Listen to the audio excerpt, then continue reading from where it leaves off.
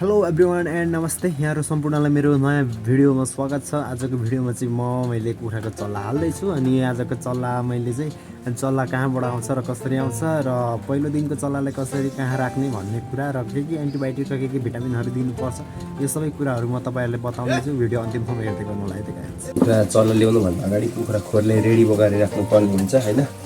यो सुरुमा यो खोर ठुलो छ, यसलाई सुरुमा चल्ला ल्याउँदाखेरि मैले चाहिँ आज 50वटा चल्ला ल्याउँदैछु।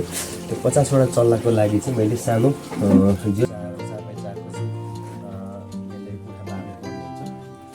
म यसलाई चाहिँ पहिला कोठा बार्दैछु।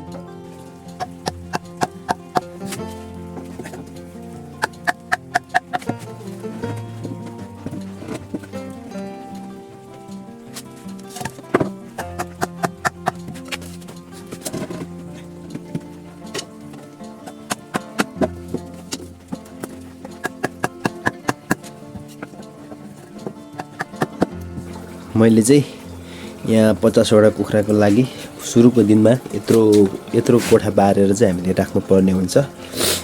अनि पछि यसलाई जति ठुलो भयो, अब जति एक हप्तासम्म यसमै राख्ने हो।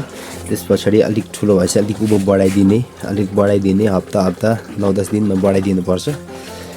यो भुस लिएको छु। यो चाहिँ खासमा त अब बजारबाटकै भुस हुन्छ त्यसको होइन, तर मैले चाहिँ त्यो लाउँदा राम्रो। तर मैले अहिले तत्कालै यो नहुँदाखेरि चाहिँ काटेको भुस लिएको छु। यसलाई यसरी भुइँमा यो खोरमा ओछ्याउने।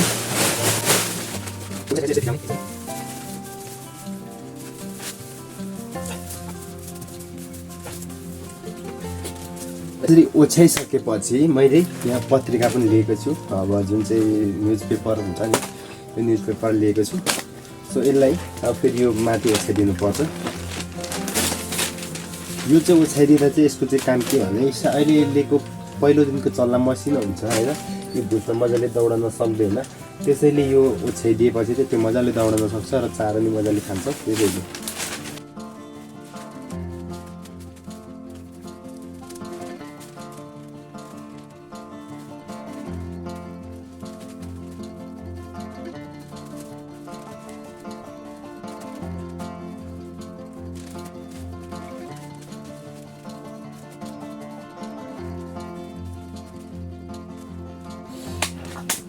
अब चाहिँ यो कुखुराको खोरलाई चाहिँ चल्ला लिएर हाल्नको लागि रेडी भयो। अब यसमा बुलहरू, रातो बुल जडान गर्नुपर्छ, जुन चाहिँ तापक्रम दिन्छ है। त्यो रातो बुल चाहिँ जोड्नुपर्ने हुन्छ। बत्ती चाहिँ अस्ति नै मैले पहिला पनि हाल्दाखेरि त्यो बत्तीहरू चाहिँ जोडिआएको थिएँ, जस्तो यसले चाहिँ झुन्ड्याउने मात्रै।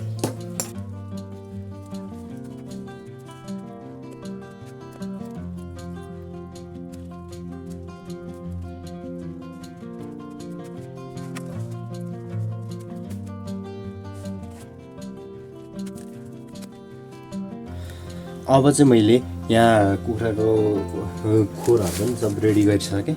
अनि अब चाहिँ म चल्ला लिन जान्छु। भिडियो हेर्दै गर्नुलाई त गाइज। चल्ला चाहिँ अस्ति बुधबार आउने भनेको थियो, अस्ति आएन र आज आइतबार आउँदैछ अरे, त्यही भएर म लिन जाँदैछु। हेर्दै गर्नु होला है त।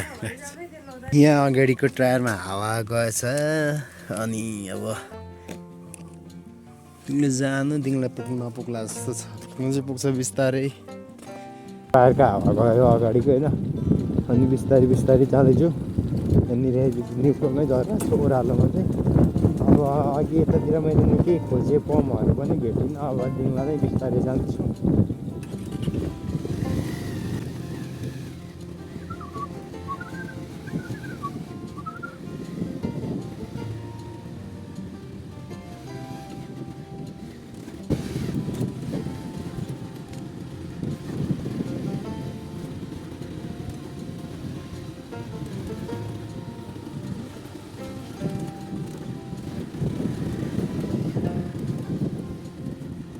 सांग्राङ छेउमा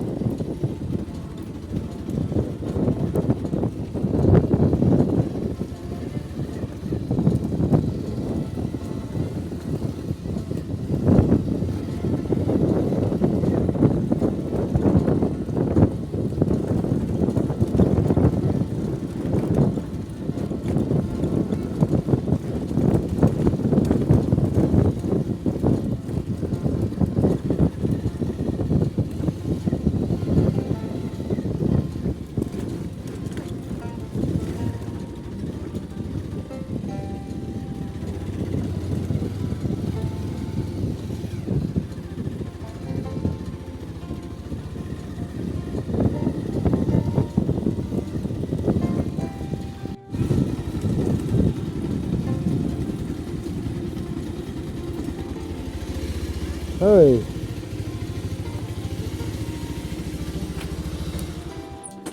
स्कुल नगएको आज गएर आएको के छुट्टी त मम्मी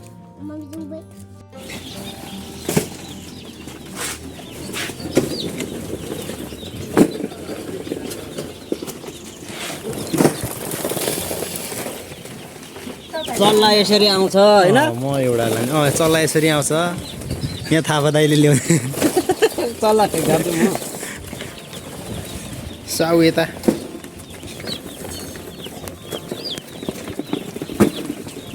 बाँधेर घरतिर लाँदैछु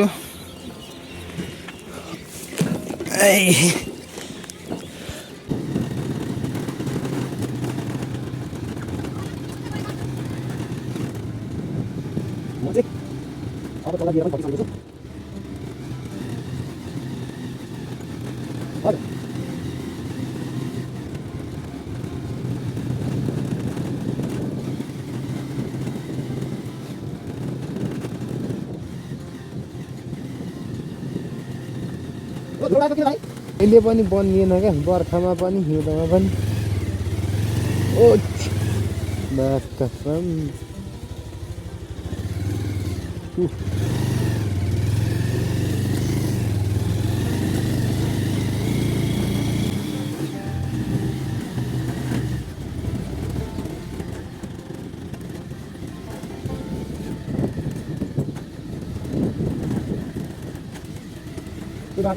यतैदेखि काका गरेको चाहिँ अस्ति नै यो कार्तिकमा 2 जना मान्छे मैले काट्रो गरेको छ भने यही थियो यही ठाउँदेखि लडेर उस्तल झरेको थियो अनि यहाँदेखि 2 जना मान्छे मऱ्यो होइन ड्राइभर र एउटा सवार र त्यसपछि यहाँ हो बाट काभ्रे चोक आइपुगे म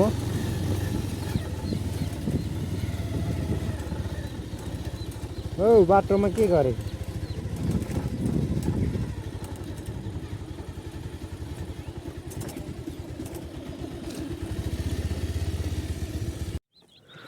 मैले चल्ला यहाँ घरमाथि लिएँ यहाँ घर तल छ अनि यहाँनिर लिएको छु यहाँ चल्ला छ यता यसमा यस्तो बाकसमा आउँछ यो 4वटामा टक्कै यहाँ पनि छ यहाँ चाहिँ म 50वटा चल्ला छ यहाँभित्र अनि यहाँ यसको लागि 0को चारो यहाँ मैले बाइकमा बाँधेको छु हो डोडी नाम लो यहाँ चाहिँ मैले चल्ला लिइसकेको छु खोरमा अब यहाँ अस्ति तयार गरेको खोर अनि अब म यहाँ चल्ला हाल्दैछु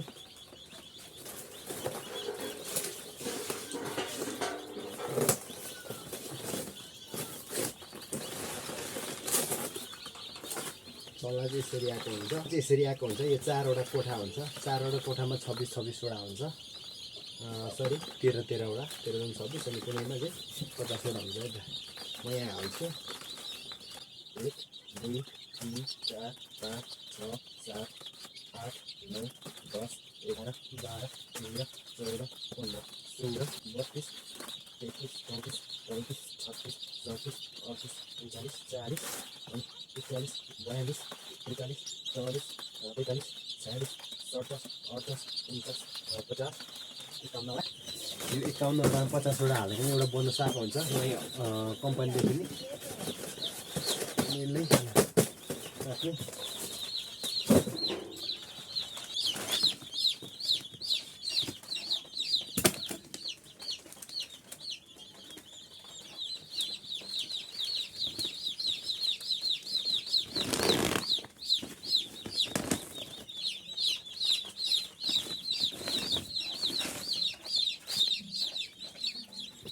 यो चाहिँ 0को चारो एकदम मसिनो हुन्छ यो चाहिँ अब पहिलो दिनदेखिको एक दिन आजदेखिको अब 15 दिनसम्म चाहिँ यही चारो खुवाउनु पर्ने हुन्छ 0को बीपीएस भन्छ यो चारोलाई बीपीएस 0को चारो अनि यहाँ चाहिँ छ यो रातो बुल 200 वाटको रातो बुल यसलाई राति बाल्दिनको लागि रातो बुल यो दुईटा अनि यो चाहिँ एन्डक्स एन्टिबायोटिक यो चाहिँ यसले चाहिँ के काम गर्छ भने यसले चाहिँ यो कुखुराहरूलाई रुगाखोकी झुक्राउने यसलाई काकाखोकी जुन चाहिँ ख्यार लाग्छ रुगाखोकी लाग्नुबाट चिसोबाट बचाउँछ अनि यो चाहिँ के भिटामिन यो चाहिँ भिटामिन। यसलाई चाहिँ अब 30 दिनसम्म 25 सम्मै खुवाउँदा राम्रो। आज चाहिँ सुक्खा खाउँ यहाँ, आज चाहिँ सादा पानी मात्रै हो पहिलो दिन। यो सब पोका परेर बसिरहेको छ। यो चाहिँ ठुलो स्ट्यान्ड ठुलो भाँडाको लागि, यो चाहिँ अहिले मैले सानो भाँडाको लागि मात्रै राखिदिन्छु यिनीहरूलाई र सानो भाँडाको लागि राखिदिने। आजको भिडियो चाहिँ यस्तै नै थियो। चल्लाहरू यहाँ हालिसकेको छु, लाइन पनि अहिले आएको छैन, यहाँनिर बुल जडान गरेको छु, लाइन आएको छैन। आजको भिडियो यस्तो नै, यति नै।